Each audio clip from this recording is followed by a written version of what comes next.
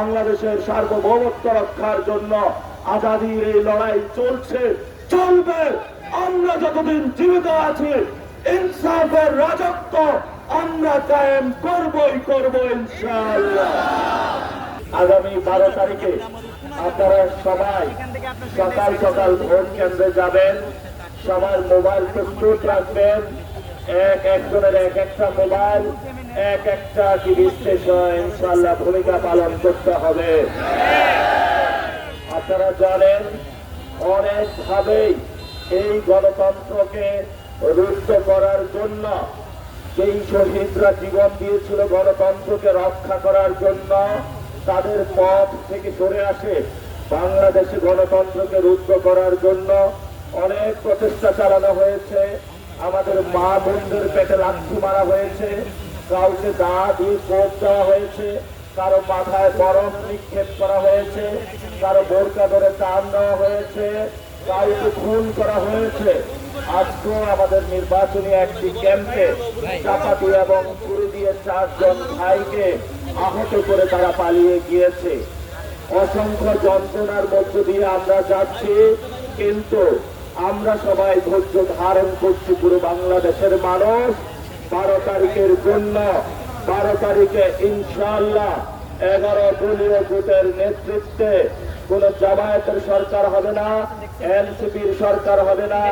বাংলাদেশের 18 কোটি মানুষের 12 তারিখের পরে জনগণের সরকার গঠন হবে বাংলাদেশে। অসংখ্য মানুষ জীবন দিয়েছিল। গতকালকে এক শহীদের জানাজার নামাজ পড়লাম শহীদ মিনারে। তার মাথায় বুলেটের আঘাতে তার খুলি অর্ধেক উড়িয়ে দেওয়া হয়েছিল, তারপর চাপাতি দিয়ে তার মাথায় আঘাত করা হয়েছিল।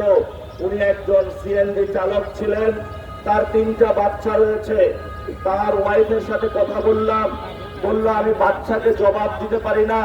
বাচ্চা যখন আমার কাছে এসে বলে আমি আব্বা কই, আমি আব্বুকে একটু দেখতে চাই, তার দিকে সে তাকিয়ে কান্না করে দেয়। তার আব্বুকে সে দেখাতে পারে নাই। থাইল্যান্ডে 64 জন এখনো মৃত্যুর সাথে পাঞ্জা লড়ছে, শুধু একটি দেশে, যারা গণ অভ্যুত্থানে আমাদের জন্য জীবন দিয়ে গিয়েছিল, একটি গণতান্ত্রিক বাংলাদেশের জন্য, যেখানে আপনার সন্তান নিরাপদ থাকবে, আপনার সন্তান ভালো শিক্ষা ব্যবস্থা পাবে, আপনার আব্বু আম্মু ভালো একটি স্বাস্থ্য ব্যবস্থা পাবে, আপনার পকেটে টাকা আসবে। যে শ্রমিক কুলি মজুর যারা অসংখ্য বেদনা নিয়ে গত 50 বছর অপেক্ষা করেছিল, তারা আবাবিল পাখির মতো সেই 24-এর 5 তারিখের মাঠে নেমে এসেছিল। একটি উদ্দেশ্য, আমরা একটি নতুন বাংলাদেশ চাই। এই বাংলাদেশে আর কোন জালেম আবির্ভূত হবে না, পারবে না, যেখানে একটি সাম্য, মানবিক মর্যাদা এবং ন্যায় বিচারের জন্য বাংলাদেশ প্রতিষ্ঠিত হবে। আপনারা জানেন আমরা 11 দলীয় জোট গঠন করেছি বাংলাদেশের সার্বভৌমত্ব রক্ষার জন্য। আমরা 11 দলীয় জোট গঠন করেছি আধিপত্যবাদ থেকে মুক্ত হয়ে, ভারতের চোখে চোখে রাখ রেখে আমরা বলতে চাই বাংলাদেশের 18 কোটি মানুষের জীবন যাবে, তবু 1 সেকেন্ডের জন্য তোমাদের ভারতের বিজেপির কাছে আমরা মাথা নত করব না। এখানে ইসলামকে রক্ষার জন্য, বাংলাদেশের সার্বভৌমত্ব রক্ষার জন্য আজাদির এই লড়াই চলছে, চলবে।